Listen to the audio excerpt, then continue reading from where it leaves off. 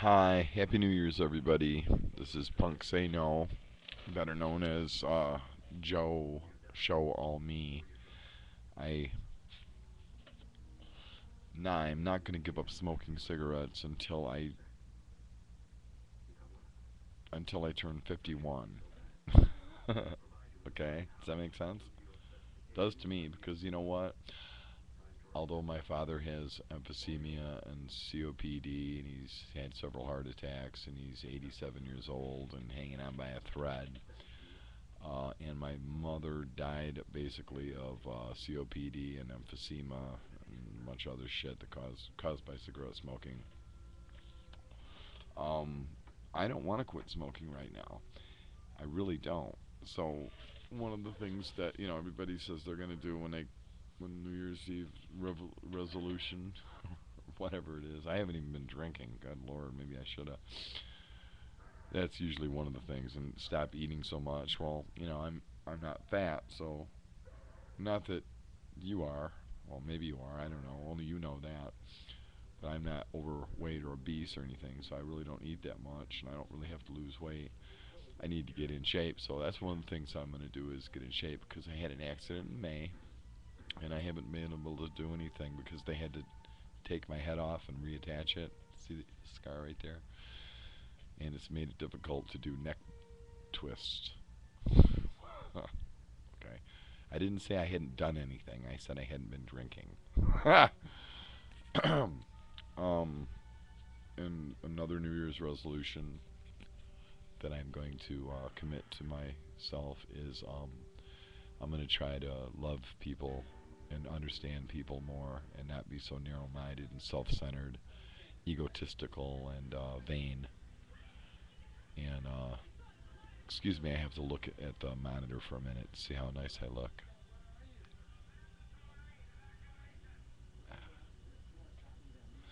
Okay, I won't do that anymore.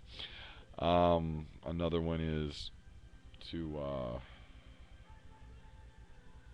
love my wife more.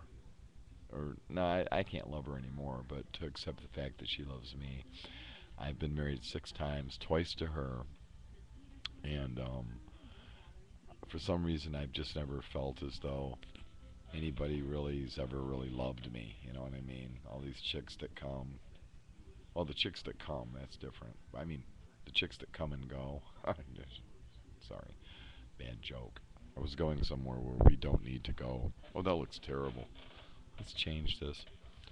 Yeah, I've been accused of having this major ego lately, and the way I look at it is I'm a musician, and when my wife accused me of this ego problem, that looks pretty cool, doesn't it? I like that. Let's try this one. Oh my.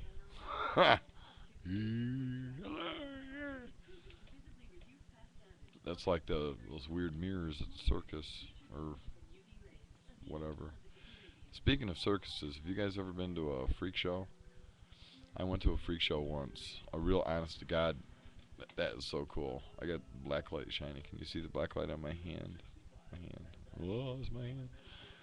I went to a freak show once with my friend David Reasoner, who's dead. Probably because of the freak show. What the hell was that?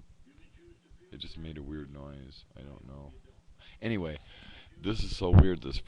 Oh, that is a trip. That's like taking acid. I'm tripping. That is so cool. If you have never taken LSD, that's what it's like. They're called tracers. Only you see them all over, especially when the cop comes up and knocks on the window, and you roll it down, and the window goes, and the policeman says, "Did you know that your taillight's out?" And it all goes downhill from there. Um, yeah, we went to a freak show once, man. It was so cool. We'd taken 2 hits of acid before we went to the fair, and it was the last freak show that they allowed to have in Jackson. It was back in like '80, I think. And we took the acid, and we were peaking when we got in the tent. It was really hot, and you know what they have at freak shows? You won't believe what they have at freak shows. They have freaks. So we felt right, we fit right in. We were in a punk band, and we looked kind of. Oh, that's stupid there. That's so stupid. I can live with that. I like that. Anyway, there was like 25 people crammed into this tent, and the freaks consisted of. Didn't impress me much. There was a guy that got in a box. The box was like 16 inches by 16 inches by 16 inches by 16. It was a box, plexiglass type box, and there was a little door on it. And he opened it up and crammed himself in there. And there was a fat lady. I mean, I know a lot of fat people, so it wasn't much of a revelation to me. And there was I don't know, I forgot, but the guy that impressed the fuck out of me was this guy that took needles and shoved them in his arms and stuff. And this one woman even fainted. He was drinking. Okay, it was so cool. Uh, I don't know what this has got to do with New Year's, but who cares? Like my sock, it's clean. Well, it was clean when I put it on about 3 hours ago. It's not dirty. I'll never wear it again. Well, I mean, I'll wear it again, but I won't. I'll wash it first, as opposed to this one, which I'm going to put over my microphone and talk into that. Now, anyway, yeah, man. So this guy said, "Do I have a volunteer? I need a volunteer from the audience." And you couldn't really tell. It was a small tent. It was a pup tent. No, it was a big tent. You couldn't really tell if it was real or not. Little tiny bits of blood would trickle out of his arm.